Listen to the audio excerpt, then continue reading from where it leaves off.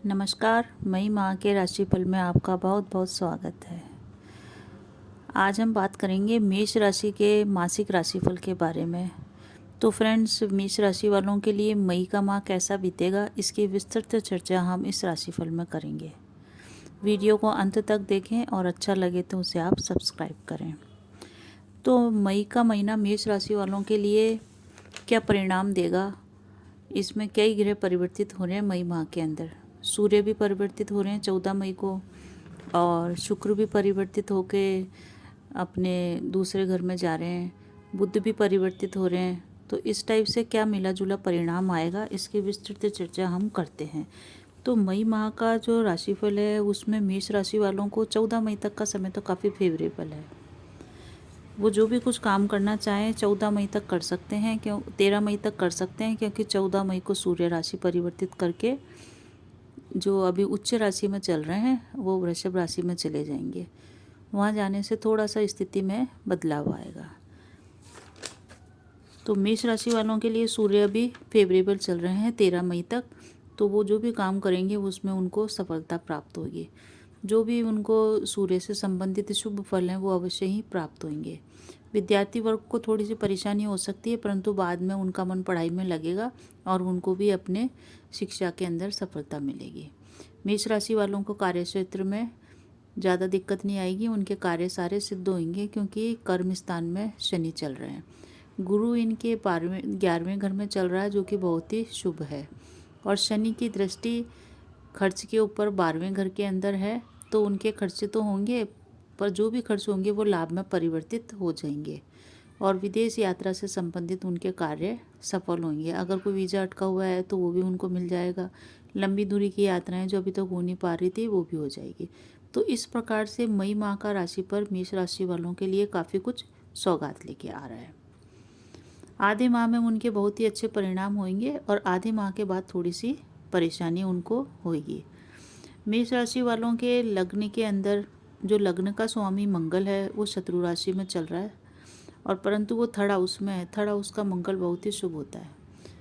Third house का मंगल व्यापारिक और नौकरी में स्थिरता देता है। तो इसलिए थर्ड हाउस का उनको शुभ परिणाम प्राप्त होगा। उनको नौकरी पेशा जीवन में जो भी सहकर्मियों से परेशानी आ रही थी वो दूर होएगी और उनको बहुत ही शुभ फल प्राप्त होंगे। सूर्य जब तक उच्च राशि में है और मंगल पराक्रम भाव में है तो आपके कैरियर में बहुत ही उछाल आएगा और बहुत ही महत्वपूर्ण फैसले आप लेंगे।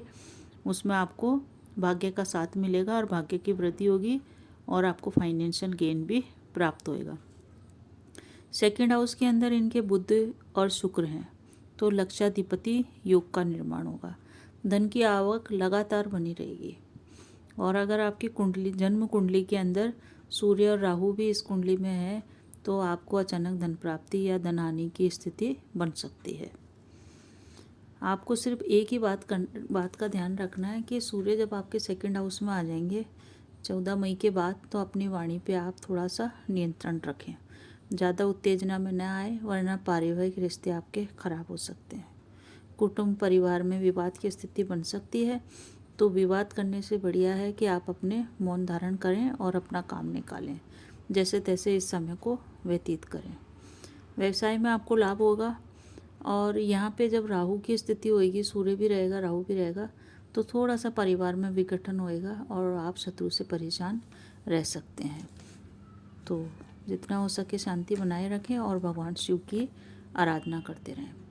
थर्ड भाव पराक्रम भाव है, यहाँ पे मंगल है। मंगल होने से आपको बहुत ही शुभ परिणाम प्राप्त होएगा।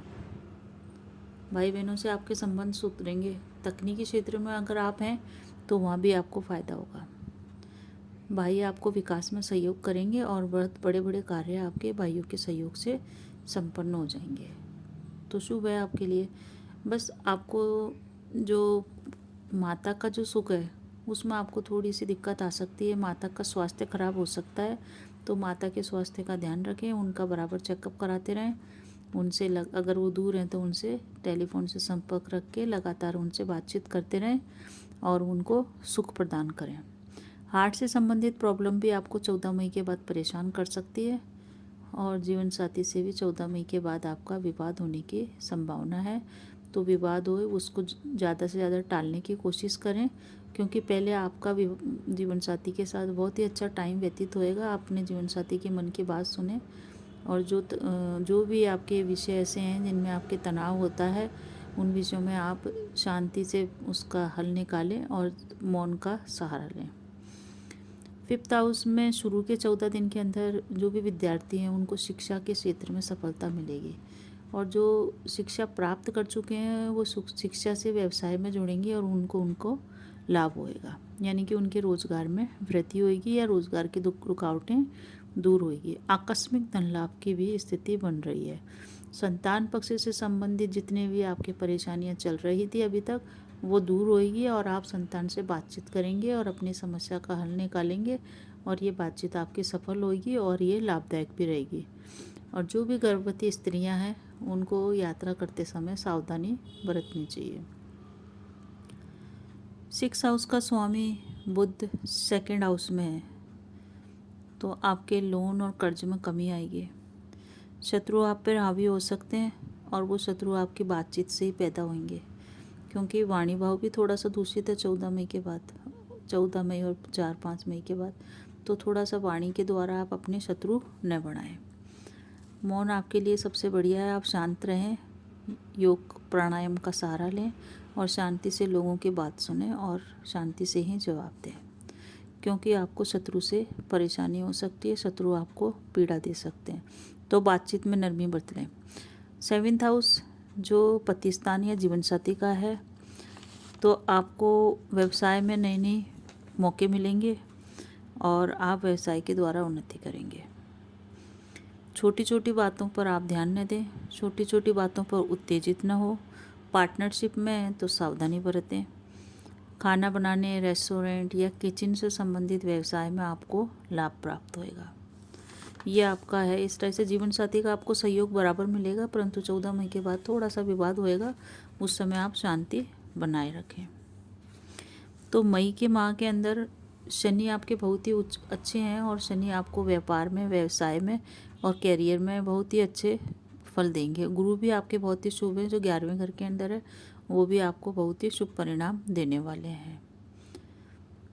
तो आप जो भी नया काम करना चाहते हैं आप शुरू कर सकते हैं, उसमें आपको पति का या पत्नी का सहयोग भी मिलेगा। कोई भी नया काम शुरू कीजिए, आपको उसमें सहयोग मिल जाएगा परिवार वालों का, क्योंकि गुरु और शनि की स्थिति बहुत ही अच्छी है।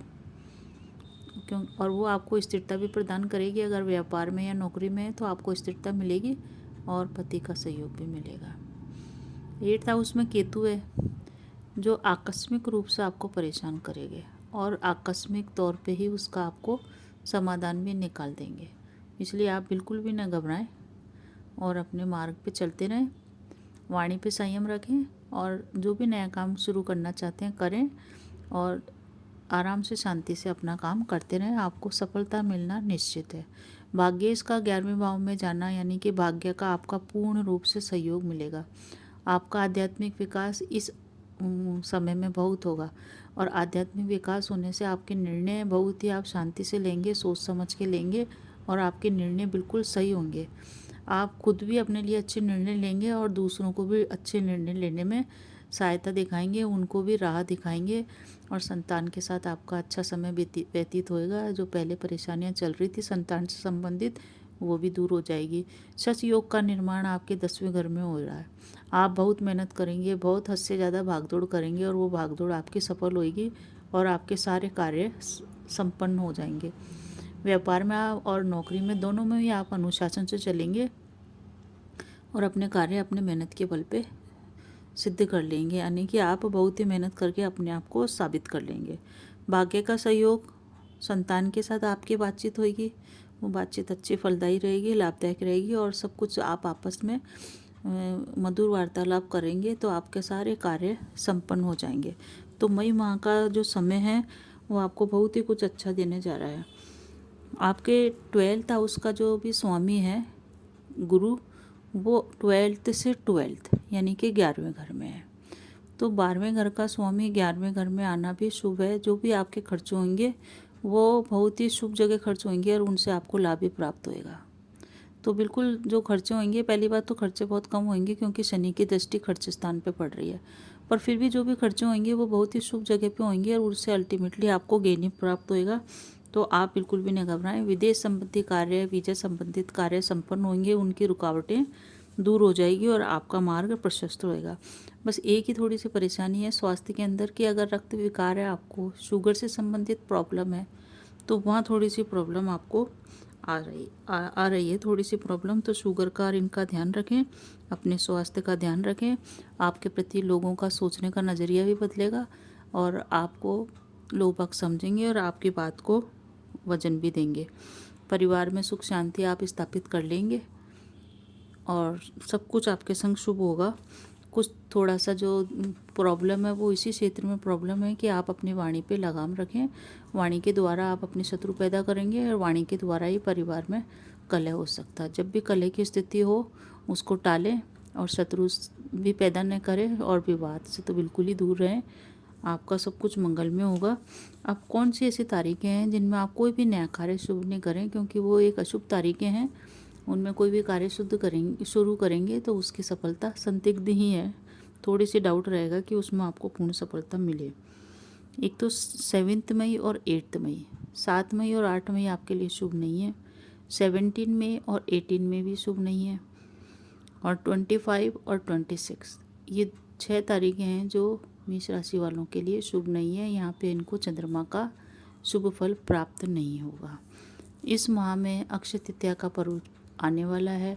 उस अक्षय तृतीया के पर्व में आप ज़रूर दान पुण्य करें। उस मतलब जो भी नीडी आदमी है उनको भी दान कर सकते हैं आप, और पशु पक्षियों को भी आप दान कर सकते हैं। जैसी भी आपकी श्रद्धा हो आप दान जरूर करें। दान करने से आपको शुभ फल ही प्राप्त होंगे। और इस माह के उपाय के अंदर यही है कि आप भगवान शिव की आराधना करें। जितनी ज़्यादा आप भगवान शिव की आराधना करेंगे उतनी ही ज़्यादा आपको मानसिक शांति मिलेगी और मानसिक शांति मिलने से आपके क्रोध की मात्रा कम होगी और आपके कार्य सिद्ध होंगे। क्योंकि अगर आपके कार्य में कुछ भी रुकावटें या परेशानियाँ आएगी वो आपकी वाणी के कारण ही आएगी। तो भगवान शिव की निरंतर आराधना करते रहें और मंदिर जाएं, हनुमान जी के मंदिर जाएं और वहाँ पे प्रसाद चढ़ाएं। ये इस माह के उपाय हैं जो आपको करने हैं। तो आपका जो भी मई माह का राशिफल है वो आपके लिए शुभ है और आप अपने कार्य पर लग जाएं। शनिदेव और गुरुदेव आपकी मदद कर रहे हैं। आधे माह तक सूर्य भी आपके फेवरेबल हैं और शुक्र भी थोड़े फेवरेबल हैं आपके। तो आपको बहुत ही शुभ परिणाम प्राप्त होगा। आपका ये माह शुभ रहे, इसी कामना के साथ नमस्कार।